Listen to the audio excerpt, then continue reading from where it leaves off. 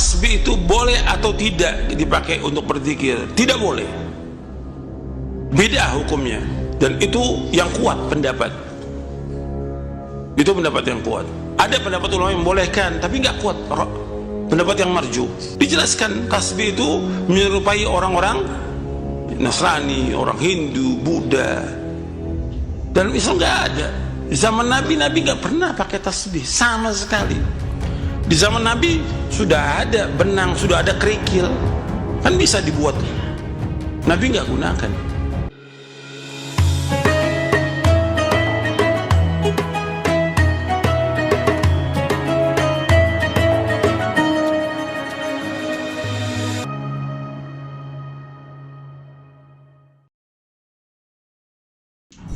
Secara hukum syar'i, tasbih itu boleh atau tidak dipakai untuk berzikir? Tidak boleh.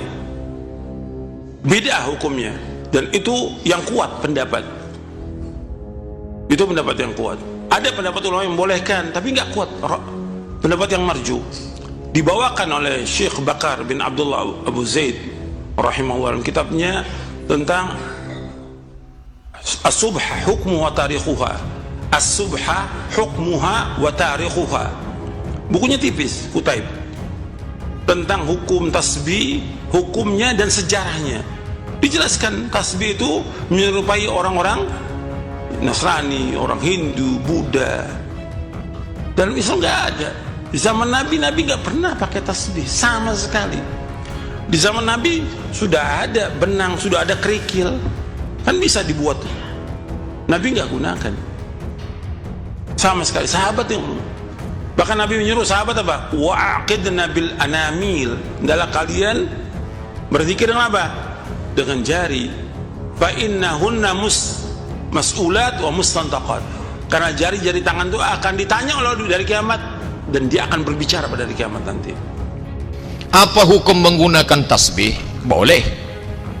Pak Ustadz menyebut boleh, tak boleh, apa dalilnya? Datanglah seorang berzikir mengingat Allah, lalu dia memakai batu ditumpuknya, subhanallah, subhanallah, subhanallah. Lalu kata Nabi, kalau engkau mau mudah berzikir, gunakan ini, subhanallah, subhanallah, subhanallah. Nabi tidak mengatakan jangan kau pakai ini haram, tapi Nabi mengatakan kalau kau mau pakai ini. Maka ulama mengambil dalil dari sini bahwa perbuatan ini baik, tapi ini lebih baik. Bukan memahaminya ini haram, ini yang halal, bukan. Tapi kalau kata Nabi, ini pakai batu nih haram, jangan kau pakai. Mengapa dia hitung batu satu-satu? Karena waktu itu belum ada alat untuk menusuk batu itu. Sekarang sudah ada alatnya, bisa masuk benang ke dalam. Nanti kalau batu diharamkan, bagaimana dengan alat yang digital, main petik? Subhanallah, subhanallah, subhanallah. Ini kan alat untuk mempermudah. Zaman Nabi disuruh sawus sufuf fa inna taswiyatas sufuf min tamamis salah. Luruskanlah saf, lurusnya saf bagian dari salat. Zaman dulu belum ada isolatif selasiban untuk, sekarang dibuat orang selasiban hitam. Kalau begitu haramlah selasiban nih. Ini kan alat untuk membantu meluruskan. Jadi memahami Quran dan hadis itu mesti pakai. Dikasih Allah Ta'ala otak akal sehat. Dulu orang Arab Saudi mengharamkan nih, mikrofon nih haram, karena mikrofon nih toa buatan Amerika, made in China, haram, tak boleh masuk masjid. Waktu itu ada ulama besar Mesir namanya Syekh Mutawalli Asy-Sya'rawi. Datanglah Syekh Sya'rawi, ketika itu orang yang mengharamkan mikrofon ini sedang baca Quran. Datanglah Syekh Sya'rawi, kamu yang mengharamkan mikrofon? Ya, kata dia. Kata Syekh Sya'rawi, wah, kebetulan orang yang mengharamkan itu sedang baca Quran pakai kacamata. Kata Syekh Sya'rawi, yang kamu pakai itu alat pembesar gambar, yang ini alat pembesar suara. Mengapa pembesar gambar halal, pembesar suara mengapa haram?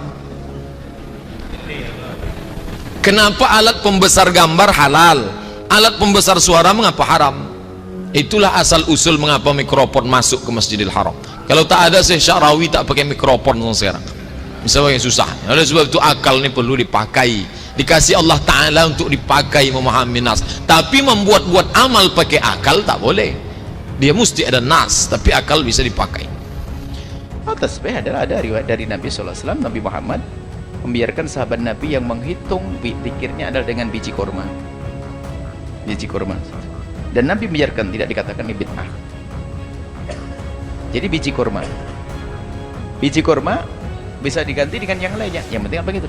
Jagung kayak atau apa saja. Kemudian daripada bawa biji kurma atau di kaleng nanti repot, akhirnya diikat biji kurmanya. Maka muncullah namanya tasbih. Anda tidak diikat juga nggak apa-apa kok, kalau mau saya bawa tuk mana-mana boleh, nggak ada masalah. Jadi jemari dengan biji kurma nggak beda, sama-sama boleh.